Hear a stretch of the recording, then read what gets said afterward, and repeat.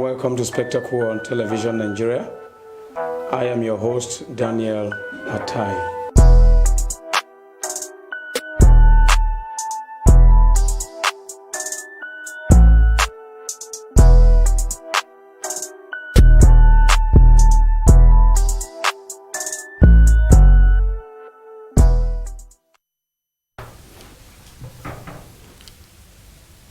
Banditry and the negotiation.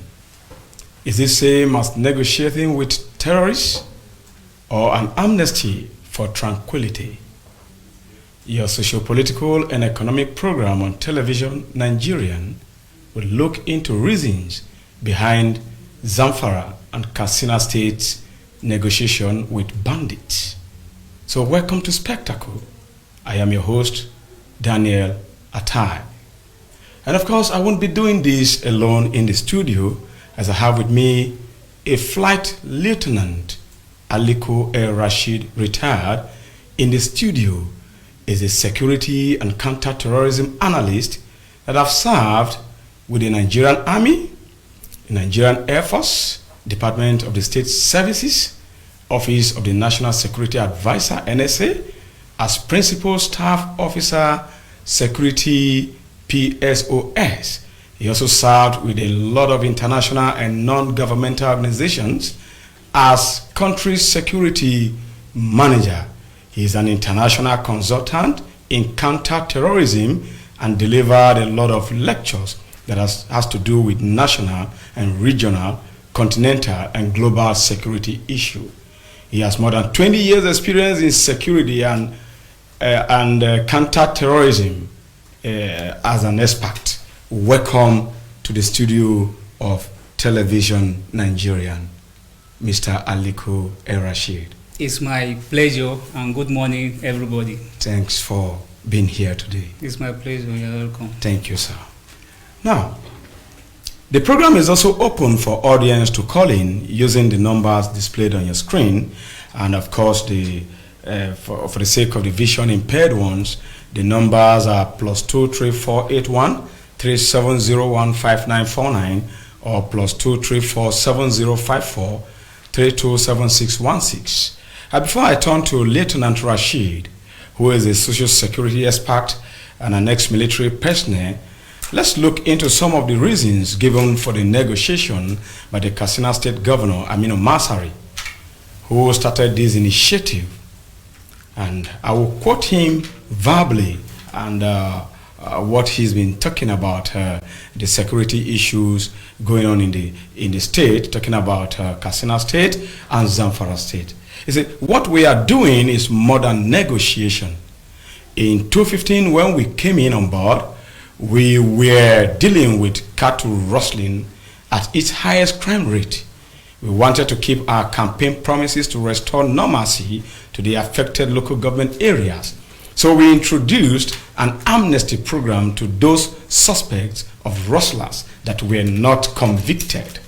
And it worked very well, as we recovered in 2017 over 400 AK-47 rifles and 36,000 cattle that were returned to the owners, among whom were those from the Niger Republic.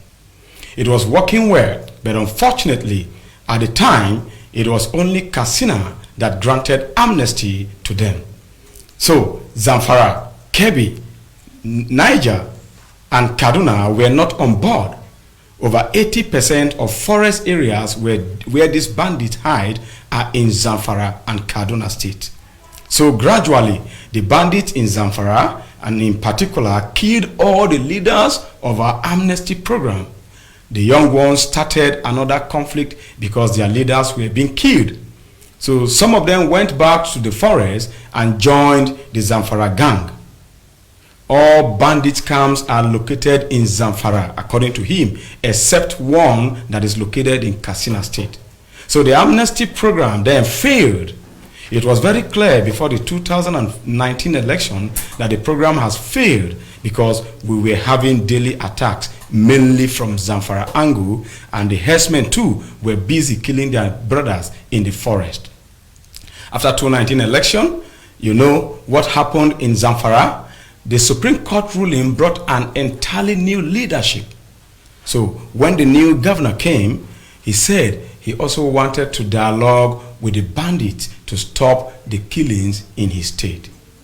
We also discussed with the Inspector General of Police, who later came here, and all the 7 governors of northwestern states of the region. They were there. The governor of Niger, Plateau, and Taraba were on sympathy visit to the state. So they met the meeting and also joined. After a successful meeting with the IG, we agreed to go and hold similar meetings in our states. In Katsina, we held the meeting, and the emir of Katsina and Dara were there, and some of the bandits were also around. All the village heads and the religious leaders were also present during the meeting. At that time, we realized that some of the bandit leaders were either afraid or do not believe in the peace initiative. We therefore suggested that the bandits should select a place in each of the frontline local governments convenient for them for the meeting. They did, and I went together with the brigade commander, commissioner of police, director of DSS, commandant of the Nigerian Security and Civil Defense, and other top governmental officials. We visited each of the 8 frontline local governments and met with the bandits in places they felt was safe for them. Surprisingly, 90% of them came out and expressed their readiness to surrender their arms. Now, El Rashid, you are an expert in this field. Negotiating with outlaw or proscribed bandits, is it inobtainable in security operation?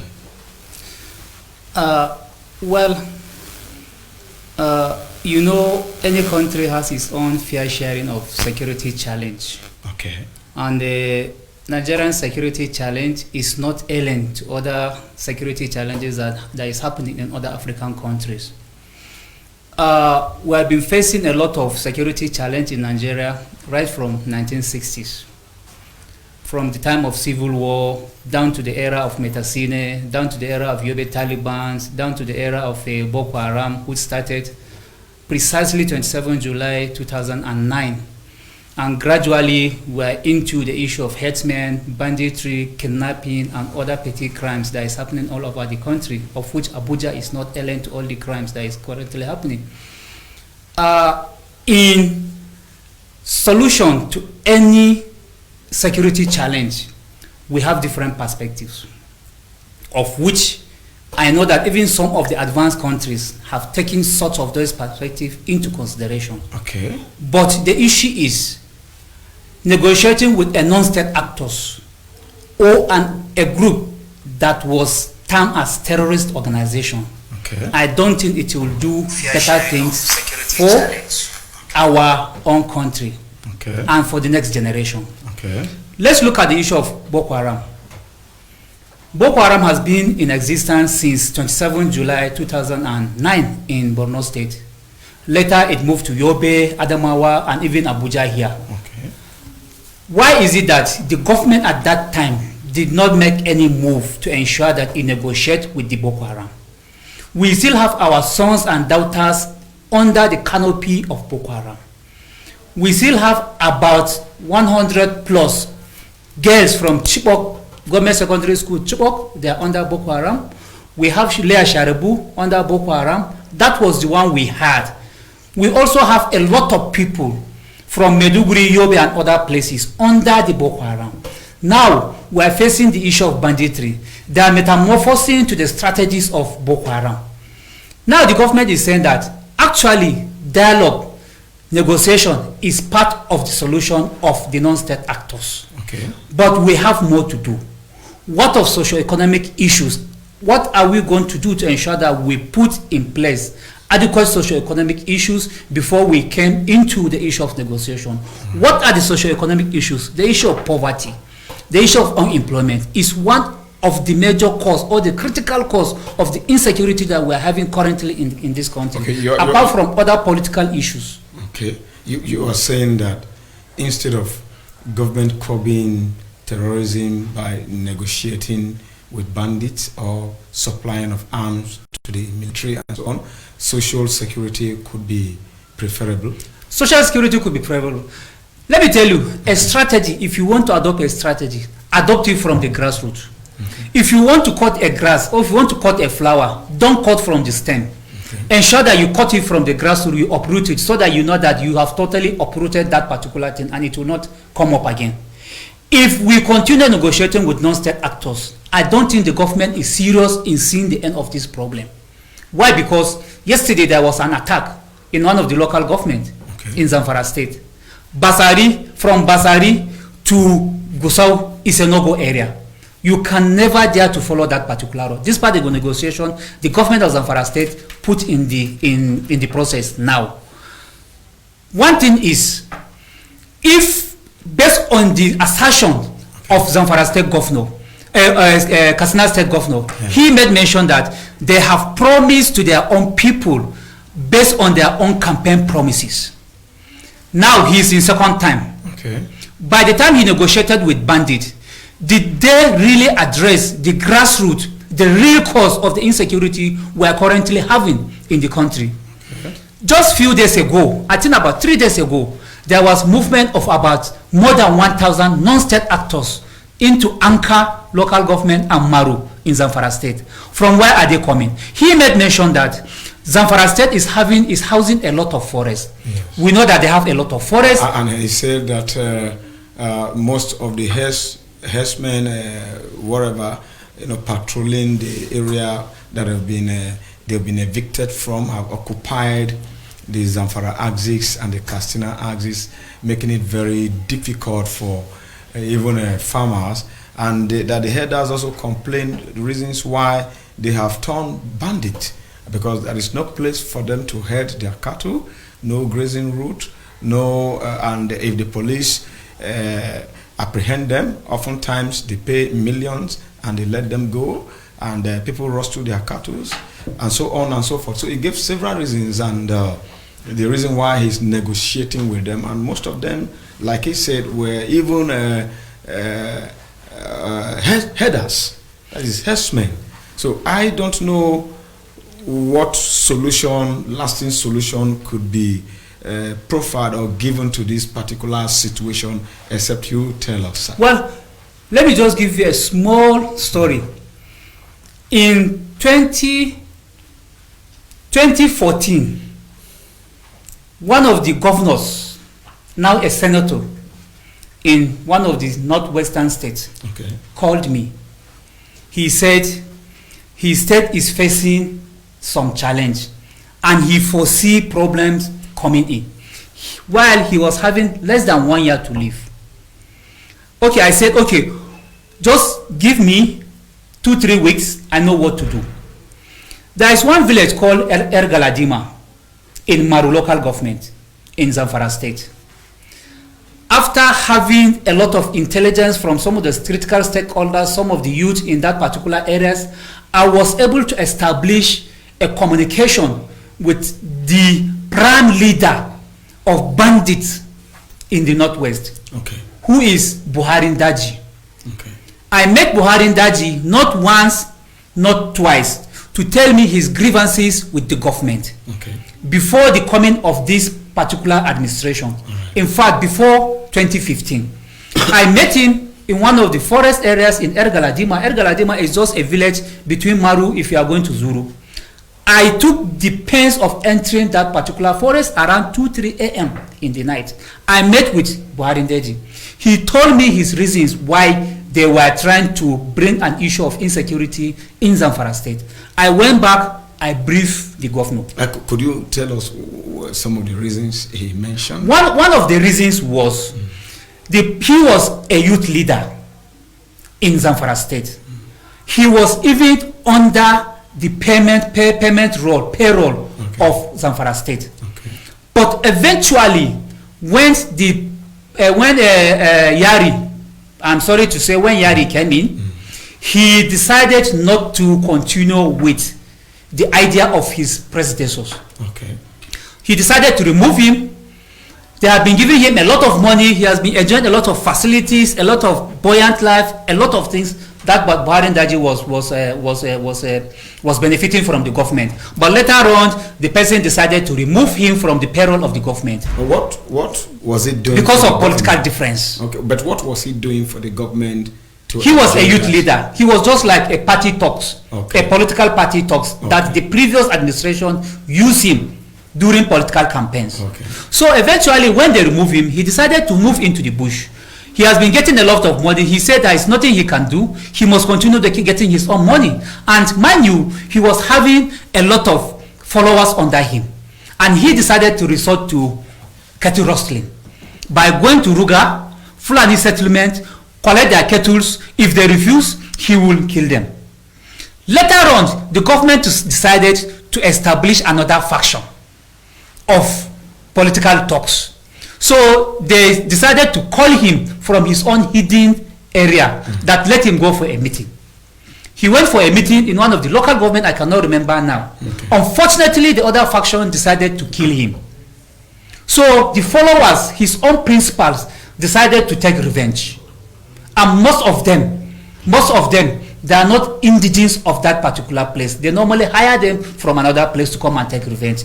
That was the beginning of banditry. Like from in Zamfara State. Okay, good. Like in your experience and intelligence gathering, like from which area do you think they hired them from?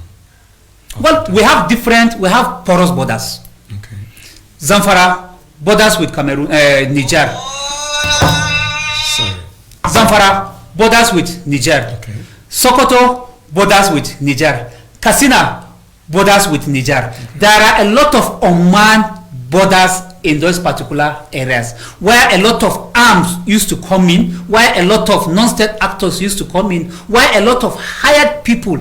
You need to go to Sokoto, Zamfara, and Katsina during the eve of election campaign. You will see a lot of people coming in, a lot of these politicians hiring people coming into Nigeria just in order to boost their own support, in order to boost their own votes so that they can win the opposition. First, we lack intelligence gathering. Okay. We need concrete intelligence gathering on the non-state actors. We have them. They sit with us, they eat with us, and they wine with us. You know what happened in one of the local government, in Maru local government, where one of the emirs was sacked because of his own close relationship with some of the bandits. He was sacked and somebody was replaced. We need intelligence gathering. Thank God, with the initiative of the current Zamfara State governor and the former IG, MD Abubakar. Definitely, they play a very good role. But the issue of dialoguing, mediation with non-state actors, especially bandits, is not the end of the game. You can see, after dialoguing with them, after giving them what they want, after giving them amnesty, they still came back. Yesterday, there was an attack in one of the local government. A lot of kids were killed. They just enter into the village and start in Basari local government. They just enter into the village and started firing sporadically. Whoever they meet, they will just kill. And they are talking of dialoguing. Okay, before I forget, this issue the current administration have done by closing the borders, is it a plus? Is it going to help a little bit to curb these foreign troop hiring of insurgents and bandits coming in? To me, we have more than 1,470 something foreign borders in this country. Do we really man them? Are we really manning those porous borders? Are we really curtailing the influx of arms from other countries? Nigeria border with Chad.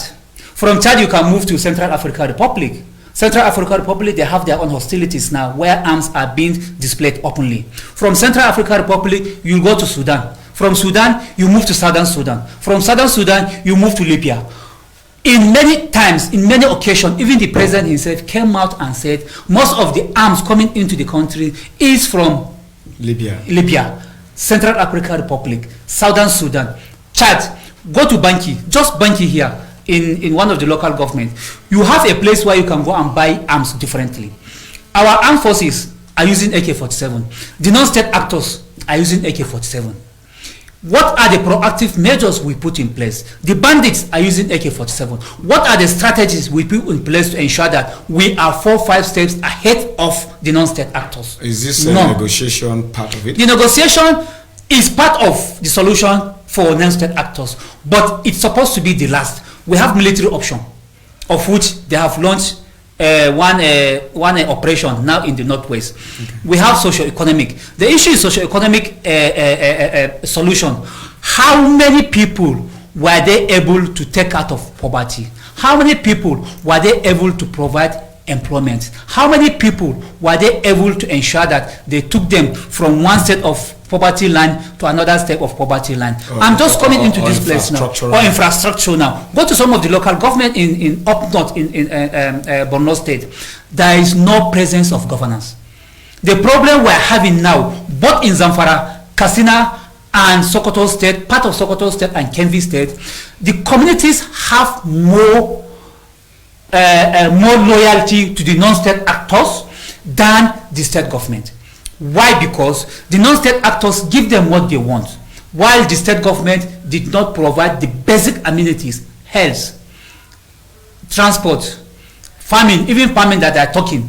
I cannot see anybody that produce a lot of cash crops or a lot of this in now. Even the farmers, if you go to the village now, if you give somebody 200 naira, he will continue hailing you until after you leave that particular village. Go to the village now and see what is the price of maize in the village. What is the price of fertilizer? What is even the price of local rice now? We pretend to be producing local rice that can solve some of our economic problem in the country. What is the problem? What is the yesterday I was in Karu Market. Somebody was telling me that a bag of local rice is getting to 20,000, between 20,000 to 22,000 naira. Where are you going to get the money to buy? I'm just coming into this studio now. I discovered that VIO are collecting machines. These Okada people, they are collecting, packing their own machines and taking it on non-destinations.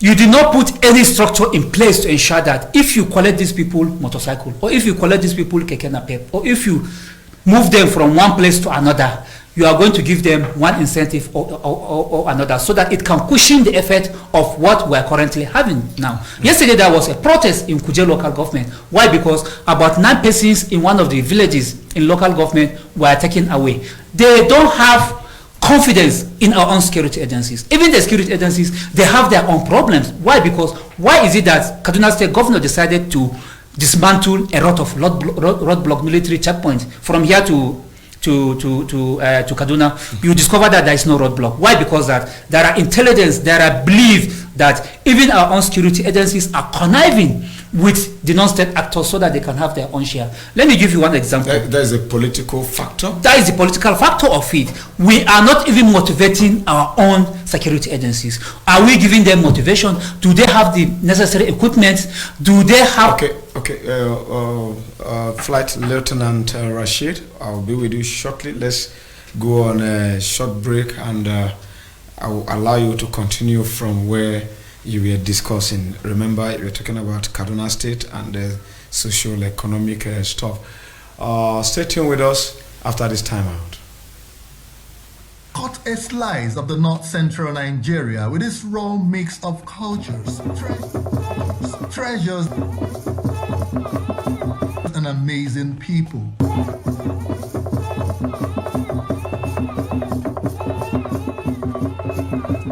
In the vibrant glory of the beauty of nature with striking landscapes.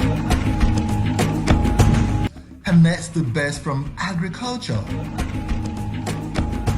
commerce and entrepreneurship. Put in a mix of local politics and governance from a resourceful people with amazing lifestyles, and you are right in the center of the northern Nigeria.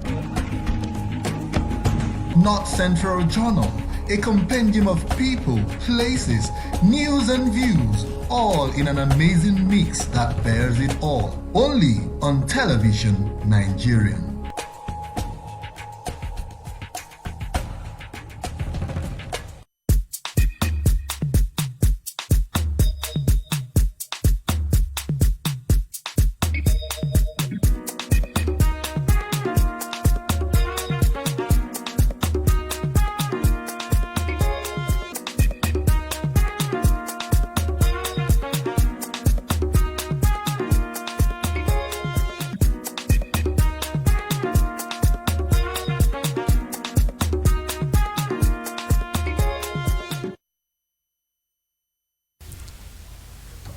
Welcome back, and we are still on Spectacle, and today we're discussing banditry and the negotiation with reference to Zamfara State and Katsina.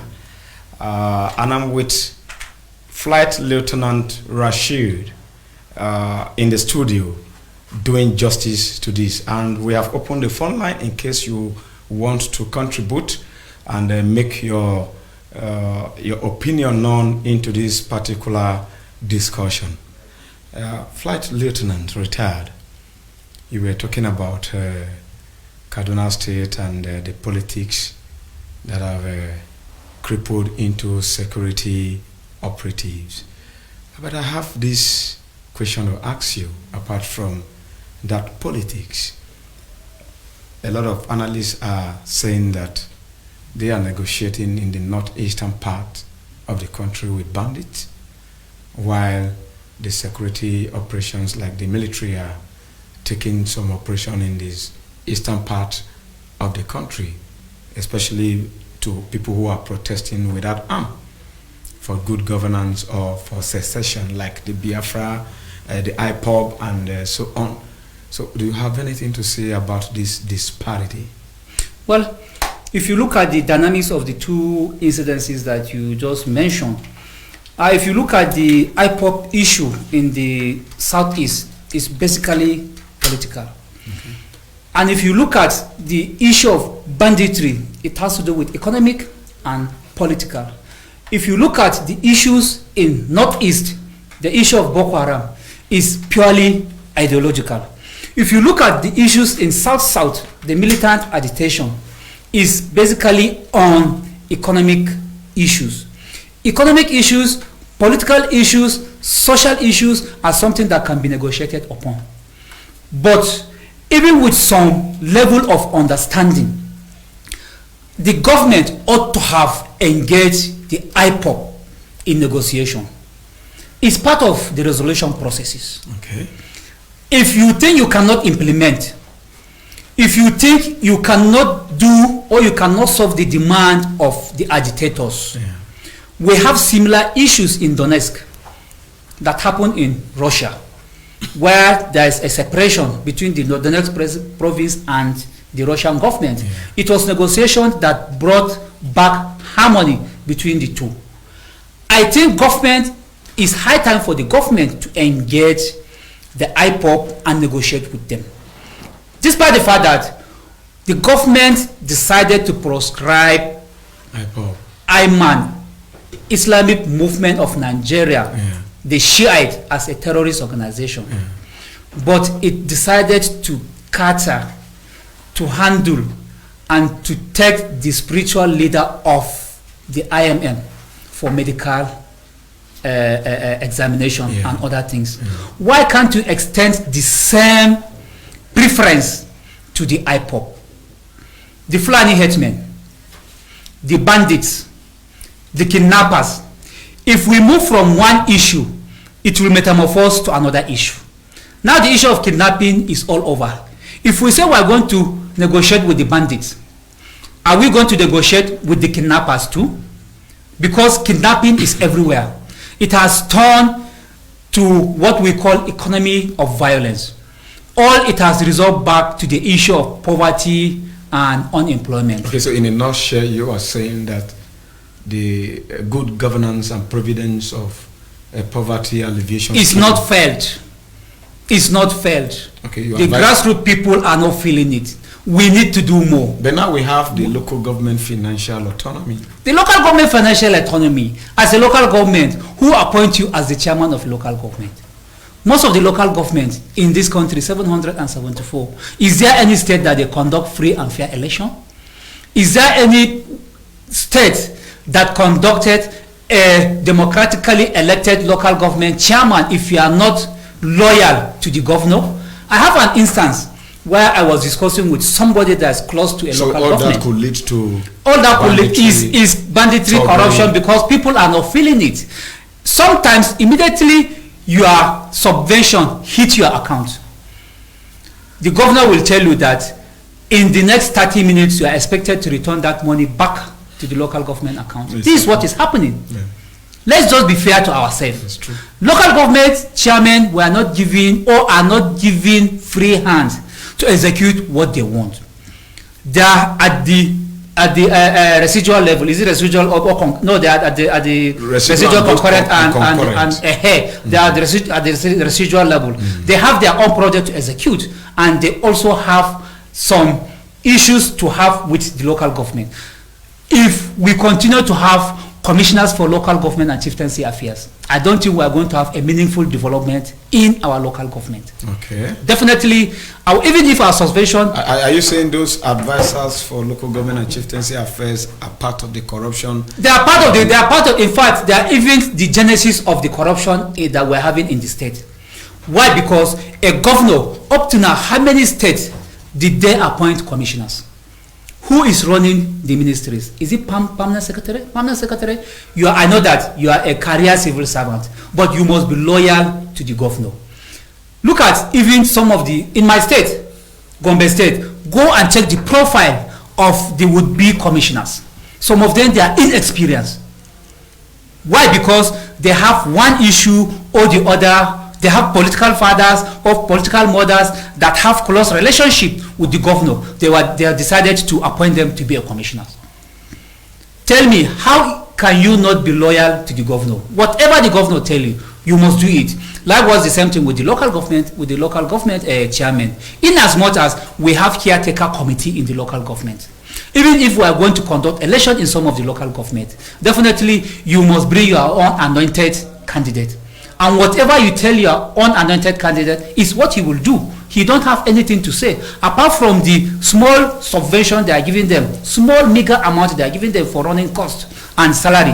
I don't think, go and check most of the local government accounts now. Immediately the subvention hit the account. In the next 2-3 minutes, they will take it back to the government. But the president have given that honors to the NFIU to see that local government fund hit directly local government treasury for development. Do you think that arm of the financial supervision will not work effectively? Well, they need to do more. Okay. They need to do more. Why? Because you will not sit down in an office and expected to get much result. Okay. When I work with one of the national security advisors, apart from his own principal staff officers, apart from his own directors, he established a lot of people in each of the local government that were giving them information. Okay. The former President Olusegun Obasanjo, sometimes he will get first-hand information before even some of the security chiefs. Okay. He is the one that normally gives them information. Now, based on this dispensation, I don't think we have such kind of structures. As head of state, you are expected to spread your tentacle. You expect to have information from different angles. You expect to have your own source from each of the ministry. Don't wait for a minister of state. Don't wait for a permanent secretary to bring information for you, because definitely they are going to cover their own dirty deals. Ensure that you cultivate somebody within that particular ministry so that he can be fishing you with information. The Financial Intelligence Unit, definitely it has been established, but the issue is we have a lot of movement of cash into the country. Who are the people financing terrorism? They have different things. They have different tactics that they can use to finance terrorism. You are aware of the incident that is happening in the Northeast about some of the international non-governmental organizations, the Mercy Corps and the Action Against Hunger. I don't know much about it, but definitely we need to do more. Yeah, some of the contractors coming from some civil society group came up, I think last week, to protest and ask the federal government to, quash some of the non-governmental organizations claiming to be aid workers, that some of them are actually sponsoring banditry and terrorism indirectly. Do you have anything to say about that? That's what you Well, let me tell you, there are some, I work for international organizations, okay, and I cover the whole country. Okay. And the fact about the issue at stake is there are some international organizations, some position in international organizations that they don't allow local national to take over those positions. And the best reason is known to them. I just work with one of the international organizations, Research Triangle Institute, that are into e-wash project. As the country security manager, I was having issues with one of their sponsors, country security consultants, security consultants. I'm supposed to protect the interests of my country. I'm supposed to be a patriotic somebody. I cannot go and sell the information of my country to another person. At the end, I have issues with the person, with the organization. I decided to leave the organization. Why? Because there are some information that they want you to give at the detriment of your own country and at the expense of your own country, at the benefit of their own country. If you look at most of the international NGOs now, you will see that most of them are being controlled by international experts. I don't want to go much about it. We have Ministry of Humanitarian Affairs. We have Office of the National Security Advisor. It is best for them to devise a strategy on how they are going to do a lot of things. Mind you, there are some places that you can enter in Borno State. You must negotiate access with the non-state actors. You must negotiate access with them. But the issue is, if you are going to negotiate access with them, ensure that you are working for your own country. Okay, for a layman, when you say non-state actors, what do you mean? That is the people that are carrying arms that are not allowed to carry arms. Like the Boko Haram, the bandits, the kidnappers, the Fulani headmen. They are non-state actors. The state actors are the ones that are responsible directly under the federal government, federal government of Nigeria. You know, even the state government, they don't have control over arms. It is only the federal government that have control over arms. So they are the state actors. The military, army, navy, air force, the police, the civil defense, part of the civil defense, even the Nigerian Immigration Service, part of the Nigerian Immigration Service, the prison service, they have their own armed guards. So those are state actors that are allowed to carry arms. The non-state actors are the ones that acquired medium arms at illegal way, through illegal means. Okay, thank you very much. But we don't have much time again, but on the last note, you've given us socio-economic solutions and you've also profiled political solutions and what to do. What other solution do you think can curb this menace? Because one, we need to reassess our own strategy. We need to have concrete synergy and coordination between the various security agencies. Two, we need to boost the strength of our own security agencies. If you look at the police now, go to some of the places now, you see one person, one VIP is having about 4 or 5 policemen under him. We need to bring them back. Let them go to the tactical environment. Let them go and conduct operational this thing. 3, we need equipment. What are the things that we expect to do? Thank God for the current Minister of Communication. He made mention that about 1.9 million lines were not registered, and they are going to cut. Is it 92 million something registered? Online, I forgot. Is it either 1.9 or 92 million lines were not properly registered? I was in one of the plazas last week. I think he said 1.9. I think it's 1.9. So what are we doing about it? We need equipment that can track. Most of this negotiation is being conducted through either MTN, any of the service providers, MTN, Airtel, Glo, Etisalat, and other things. They cannot go to your own place and say, we are the one that kidnap your own people, give us this. They are doing it through lines. What are we doing? We need to boost the training of our own security agents so that they can't be up to the current global trend. They can be up to 21st century global security tracking method. 4, motivation. We need to give our own security agencies motivation. Are we really motivating them?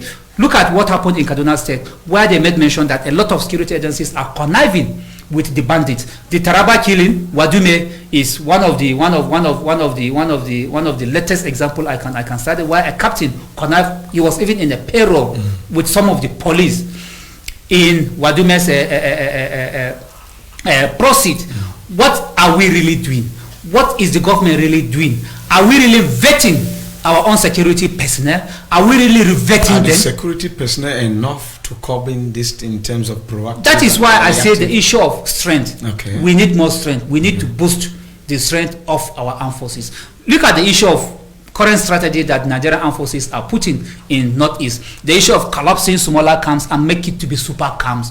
That particular collapsing the smaller camps and give emphasis to the super camps is what gave most of the non-state actors loopholes, and they have been attacking a lot of villages in recent times. Thank you for coming on the show, Light Flight Lieutenant Rashid Aliko. I believe that when I have cause to call you again, you will appear on our show. It's my pleasure. Thank you very much. You're welcome, sir. Thank you. That was explicit enough, and he has provided solutions to the government, and you've listened to him, the security expert in counter-terrorism, and he's also an analyst. That is where Spectacle will stop today, and we hope that you join us tomorrow for another edition. Thanks for watching. I remain your host, Daniel Atai.